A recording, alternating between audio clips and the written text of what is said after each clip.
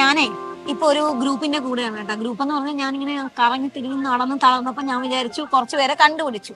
അപ്പൊ ഇവരിങ്ങനെ കാര്യങ്ങളൊക്കെ വന്ന് പറഞ്ഞപ്പോ മോളെ പേരെന്തുവായിരുന്നടാ? ദിവ്യ. ദിവ്യ എന്നോട് പറഞ്ഞു ഇവിടെ ഇരിക്കാമെന്ന്. അപ്പൊ ഞാൻ ഓർത്തു ദിവ്യയുടെ അടുത്ത് ഇരിക്കാമെന്ന് വിചാരിച്ച് ഇങ്ങനെ ഇരിക്കുവായിരുന്നു. അപ്പൊ അതേ കുറച്ചു പേരൊക്കെ എന്റെ അടുത്ത് വന്നിട്ടുണ്ട്. എടാ പേരെന്നാടാ? നിതീഷ്. നിതീഷ്. എടാ ഈ സമയം കഴിഞ്ഞ വർഷം ഡിസംബറിൽ ഈ സമയം നിങ്ങൾക്ക് ബ്രില്യന്റില് മോഡൽ എക്സാം ആയിരുന്നു. എങ്ങനെയായിരുന്നു മോനെ ആ ഒരു സമയം എങ്ങനെയായിരുന്നു പ്രിപ്പയർ ചെയ്തത്? ചെറിയതായിട്ടൊരു ടെൻഷനൊക്കെ ഉണ്ടായിരുന്നു. മോഡൽ എക്സാംസ് എന്ന് പറയുമ്പോൾ പൊതുവെ ടഫ് ആവും എന്നായിരുന്നു വിചാരിച്ചിരുന്നത്. അപ്പോൾ എന്താ പറയാ, നല്ലോണം പ്രിപ്പയർ ചെയ്ത്. പക്ഷെ പൊതുവെ ക്വസ്റ്റ്യൻ പേപ്പേഴ്സ് സിമ്പിൾ ആയിരുന്നു. എന്താ ചെയ്യാന്ന് വെച്ചാൽ ടെൻഷൻ അടിക്കാണ്ട് മോഡൽസ് വരും പോവും. അപ്പൊ അതിനനുസരിച്ച് നമ്മൾ പ്രാക്ടീസ് ചെയ്യുക, അതിനനുസരിച്ച് പഠിക്കുക.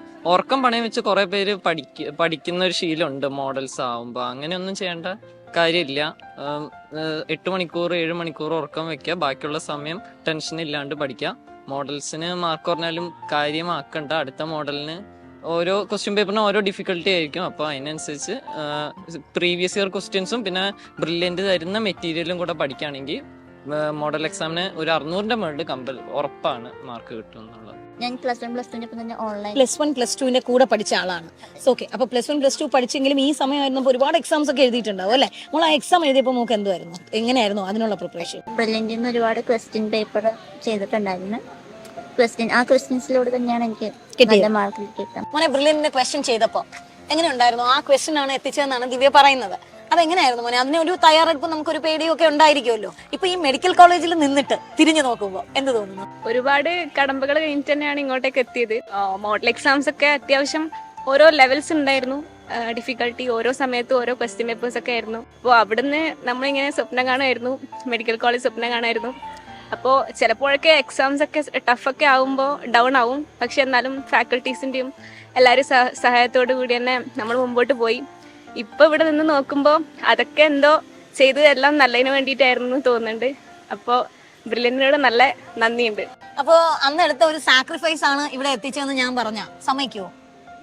സമ്മതിക്കും, എല്ലാരും സമ്മതിക്കും. നന്നായിട്ട് സാക്രിഫൈസ് ചെയ്തിട്ടുണ്ടോ? എന്തൊക്കെ സാക്രിഫൈസ് ആയിരുന്നു? സാക്രിഫൈസ് പറയുമ്പോ വീട്ടിൽ പോകുന്നത് കുറവായിരുന്നു. പിന്നെ ഫാമിലി ഫങ്ഷൻസ് കുറെ മിസ്സായി. പിന്നെ ഓണം, വിഷു, ക്രിസ്മസ് എല്ലാം അത്യാവശ്യം സാക്രിഫൈസ് ചെയ്യേണ്ടി വന്നു. അപ്പൊ ഇവിടെ നിന്നപ്പോ അത് ഒരു ഇപ്പൊ അതിനു വേണ്ടിട്ട് എല്ലാം മാക്സിമം എൻജോയ് ചെയ്യുന്നുണ്ട്. അപ്പൊ അതൊരു സാക്രിഫൈസ് ആയിട്ട് തോന്നുന്നേ ഇല്ലല്ലേ? ഇപ്പൊ അത് ആലോചിക്കുമ്പോ എല്ലാം നല്ലതിനായിരുന്നു എന്ന് തോന്നുന്നു. ഇതേ നിങ്ങക്ക് വേണ്ടിയിട്ടാണ് കേട്ടോ. കാരണം ഇപ്പോ വീട്ടിൽ പോകണം, ഓണം ആഘോഷിക്കണം, അമ്മയെ മിസ് ചെയ്യുന്നു, അമ്മയുടെ പുട്ടും കടലയും എന്നൊക്കെ പറയുന്നവർക്ക് അതൊന്നും അല്ല. മെഡിക്കൽ കോളേജില് നിന്നിട്ട് ചെന്ന് പുട്ടും കടലയും തിന്നുമ്പോ ഭയങ്കര ടേസ്റ്റ് ആണെന്ന് തോന്നും അല്ലെ? ഇവിടുന്ന് ഏറ്റവും നല്ല ഫുഡ് ഏതാടാ? അവളടുത്ത് ഒന്നും ചോദിക്കില്ലെന്ന് പറഞ്ഞു, അതുകൊണ്ട് ഫുഡിനെ കുറിച്ച് ചോദിക്കാം. ഇവിടുത്തെ ഏറ്റവും നല്ല ഫുഡ് ഏതാടി? ഇവിടുത്തെ എനിക്ക് ഫേവറേറ്റ് ദോശയാണ്. ബ്രില്യന്റിലെ ദോശ ഇവിടുത്തെ ദോശയും തമ്മിൽ എങ്ങനെയുണ്ട് മോനെ? ബ്രില്യന്റിലെ ദോശ അടിപൊളി, സൂപ്പർ ദോശയാണ്, ഒരു രക്ഷയില്ല. ആണല്ലേ? ബ്രില്യന്റ് ദോശയാണ്. പപ്സ് ആണ് ഇവിടെ ഏറ്റവും ഇഷ്ടം. പപ്സ് ആണ്. പപ്സ് കഴിഞ്ഞിട്ടേ ഉള്ളൂ ദോശ അല്ലേ? മിസ് ചെയ്യുന്നുണ്ടോ ബ്രില്യന്റിന്റെ പപ്സ്? ശരിക്കും അപ്പൊ ഞങ്ങളെ മിസ് ചെയ്യുന്നില്ലേ? ഫുഡ് മാത്രമേ മിസ് ചെയ്യുന്നുള്ളൂ? അങ്ങനെയല്ല, എല്ലാം മിസ് ചെയ്യുന്നുണ്ട്.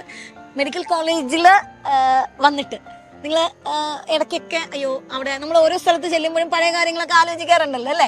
അപ്പം മെഡിക്കൽ കോളേജിൽ നിന്നിട്ട് തിരിച്ചു പോകുമ്പോൾ ഒരു വർഷം കൂടെ അല്ലെങ്കിൽ ബ്രില്യന്റില് കുറച്ചുകൂടെ അങ്ങനെ തോന്നിയിട്ടുണ്ടോ? വല്ലാത്തൊരു ക്വസ്റ്റൻ ആയി പോയില്ലേ? അങ്ങനെ തോന്നിയിട്ടുണ്ടോ ചോദിക്കുമ്പോ അവിടുത്തെ ഫാക്കൽറ്റീസിനെ കറക്റ്റ് ഒരു നല്ല കമ്പനിയാണ്. സംസാരം മായാറാണി മിസ്സും റോഷ്നി മിസ്സും ഒക്കെ നല്ല കമ്പനിയാണ് നമ്മളായിട്ട്. പക്ഷെ ഇവിടുത്തെ അത്രയും കമ്പനി ആവില്ലല്ലോ. അപ്പൊ പ്രൊഫഷണൽ കോഴ്സിലേക്ക് വന്നേക്കല്ലേ, ഫാക്കൽറ്റീസിനെ നന്നായിട്ട് മിസ് ചെയ്യുന്നുണ്ട്.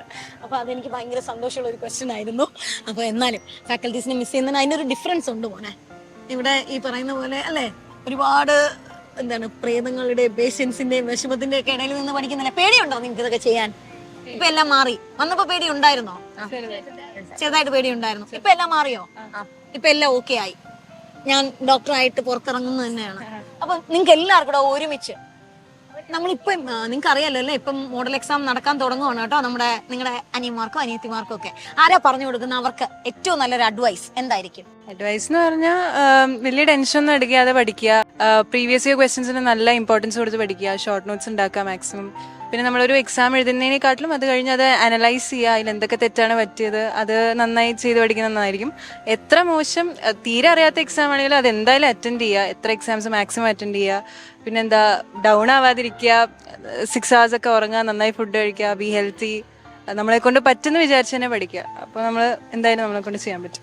ഞങ്ങൾ പറഞ്ഞു തരുന്നതിനേക്കാളും ഇവർ ഈ ഉടുപ്പൊക്കെ ഇട്ട് നിൽക്കുമ്പോൾ തന്നെ അറിയാമല്ലോ അല്ലേ, ഈ കോട്ട് ഇടാൻ വേണ്ടിയിട്ട് ഇവർ നന്നായിട്ട് പരിശ്രമിച്ചിട്ടുണ്ട്, ഒരുപാട് സാക്രിഫൈസ് ചെയ്തിട്ടുണ്ട്, ഒരുപാട് കാര്യങ്ങൾ ഇവർ ചെയ്തിട്ടുണ്ട്. ആ കാര്യങ്ങളാണ് നിങ്ങളും ചെയ്യേണ്ടത്. അടുത്ത വർഷം ഞങ്ങൾ നിങ്ങളുടെ അടുത്തായിരിക്കും, അത് ഉറപ്പല്ലേ? ഉറപ്പായിരിക്കും. നിങ്ങൾ വർക്ക് ചെയ്യാൻ തയ്യാറാണെങ്കിൽ ഡെഫിനറ്റ് ആയിട്ടും ഞങ്ങൾ എല്ലാവരും നിങ്ങളോടൊപ്പം ഉണ്ടാവും. എൻട്രൻസ് സംബന്ധമായ വാർത്തകളും അപ്ഡേഷനുകളും ഏറ്റവും വേഗം ആധികാരികമായി അറിയാൻ ബ്രില്യൻറ്റ് സ്റ്റഡി സെന്റർ പാല യൂട്യൂബ് ചാനൽ സബ്സ്ക്രൈബ് ചെയ്യുക, ബെൽ ഐക്കൺ അമർത്തുക. ഈ വീഡിയോ മറ്റ് സുഹൃത്തുക്കളിലേക്കും ഷെയർ ചെയ്ത് നൽകുക.